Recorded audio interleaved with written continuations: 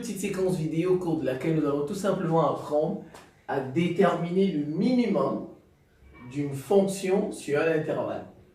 Déterminer le minimum ou le maximum d'une fonction, en fait ça dépend.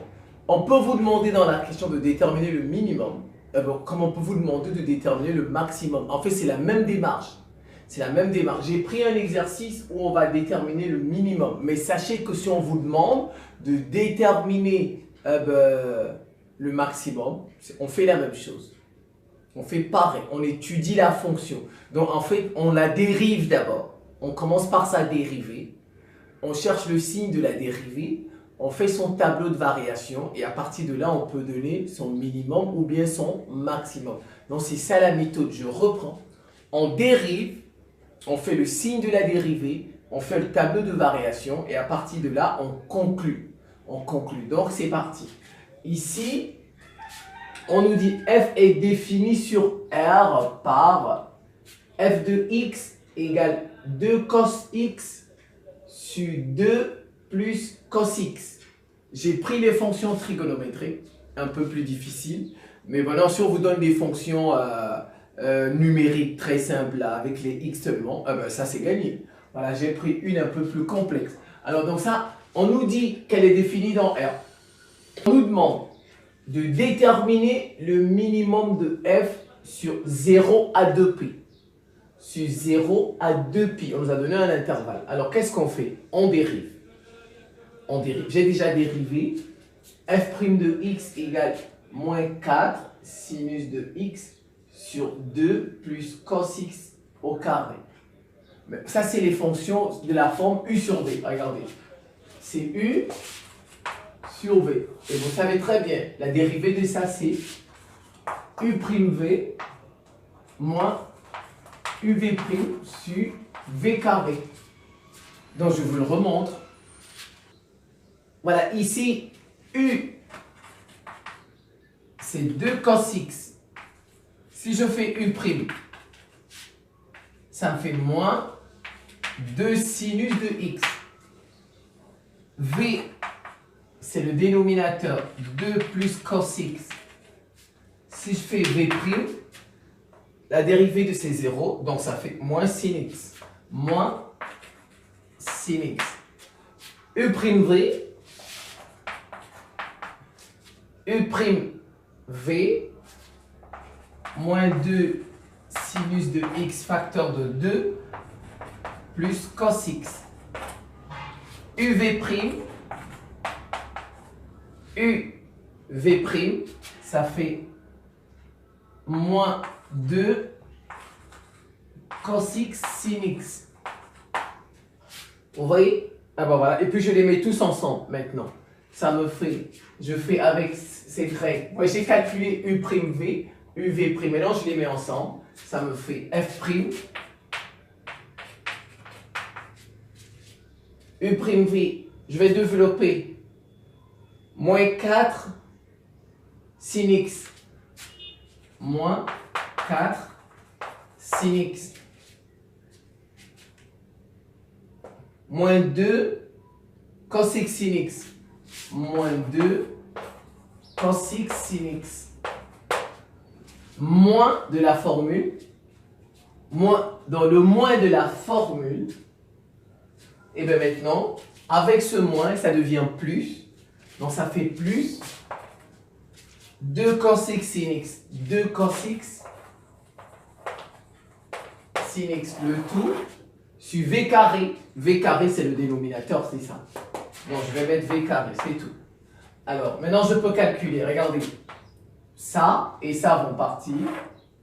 Il reste moins 4 sin x sur, que vous voyez ici, moins 4 sin x sur, voilà, c'est tout.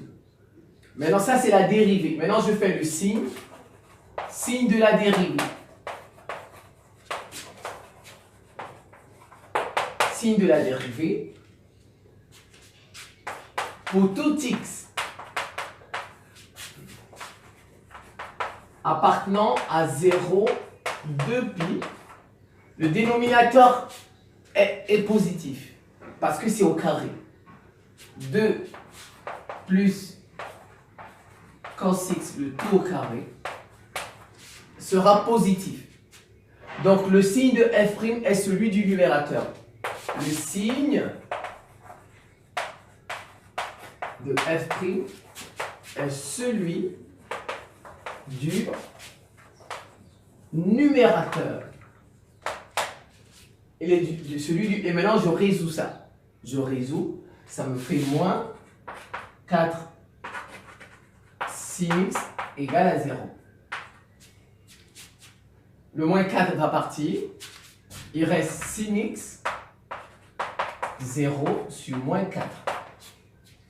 0 sur moins 4, ça fait 0. Sin x égale 0. Or, 0, c'est le sinus de quel angle? Vous faites votre cercle. Regardez.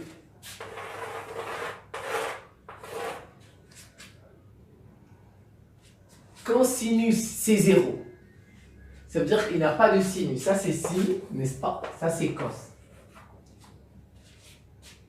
Quand on n'a pas de sinus, ça veut dire qu'on est sur l'axe des abscisses. Quand le sinus, c'est 0, c'est ce que ça veut dire.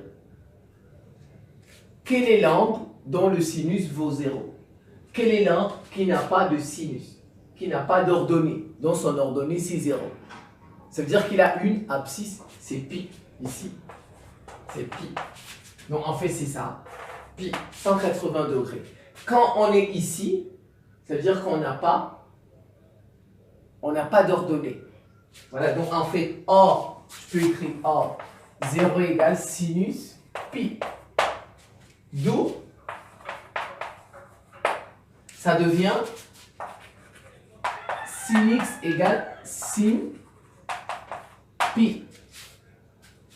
On peut barrer les sinus, puisqu'on est dans quel intervalle? 0 à 2 pi. On est dans l'intervalle 0, 2 pi. Donc on peut dire tout simplement x égale pi. X égale pi plus 2k pi. Voilà, puisque normalement ça donne deux solutions.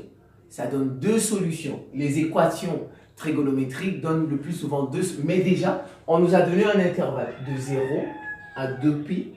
Donc, c'est pourquoi je ne prends pas la deuxième équation. Je ne fais pas la deuxième équation qui, elle, sera négative. Et elle n'appartient pas à cet intervalle. Donc, directement, je m'arrête ici. X égale pi plus 2k pi. Sinon, je peux faire la deuxième. Mais vous allez voir, elle n'appartient pas à cet intervalle. Donc, ce n'est pas la peine. Je fais maintenant mon tableau de ci. Tableau de sin x 0 de pi, donc il y a pi ici. Je mets moins 4 sinus, il s'annule ici. Regardez très bien comment je vais faire pour trouver le signe. Regardez. Moins 4 sinus de x. Regardez très bien, j'ai bien dit que ça s'annule ici. Mais en fait, c'est positif ici et c'est négatif ici. Vous allez me dire non, n'est-ce pas? Parce que d'habitude, quand c'est négatif, on commence par moins ici et puis on vous met plus ici. Mais regardez comment je vais faire sur le graphique. Regardez. Regardez, on est ici. 0, on est à pi, et quand on fait ça, on revient à 2 pi. N'est-ce pas? Ça, c'est quand on prend ce sens. Le sens positif. Maintenant, prenez le sens négatif. Si vous allez de 0 dans ce sens, on est en bas. Ici, c'est chez les moins. Vous voyez, ici, c'est chez les moins. Ici, c'est chez les positifs. N'est-ce pas? Tous ceux qui sont ici, ils ont des moins, ils ont des moins. Et tous ceux qui sont par ici, ils ont des positifs, des positifs. Vous voyez? En fait, à cause de ce moins, ça veut dire que je vais prendre le sens contraire. Vous voyez? À cause de ce moins, je vais prendre le... Donc, ça veut dire que je vais faire de 0 à... Je fais comme ça. S'il n'y avait pas le moins, j'aurais fait de 0 à pi. Ici, c'est positif, les sinus. Les sinus sont positifs. Et ensuite, de pi à 2 pi, les sinus sont négatifs. Regardez, comme c'est moins, donc je fais comme ça, je prends le sens contraire. Donc, de 0 à pi, c'est comment ici? De 0 à pi, en passant par ici, c'est comment? C'est négatif. C'est pourquoi je vous mets moins ici. Et bien maintenant, de pi à 2pi, et regardez, on continue, de pi à 2pi. Ici, c'est positif. Oui, c'est pourquoi ici, c'est positif. J'espère que vous avez compris. Donc, les fonctions trigonométriques, parfois, elles sont très compliquées. Très. Alors, maintenant, je peux faire mon tableau de variation. X, 0pi, 2pi. Je mets f'. Je mets f'. Oui, 2x. Ça s'annule là. Moins positif. Moins positif. Et f ici. Négatif. Décroissant, croissant. Et je calcule f de pi. F de pi qui est qui? Le minimum. Tout simplement. Vous voyez, ça, c'est un minimum. F de pi, je vais le faire ici.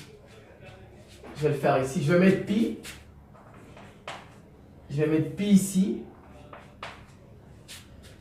Cos pi. Regardez.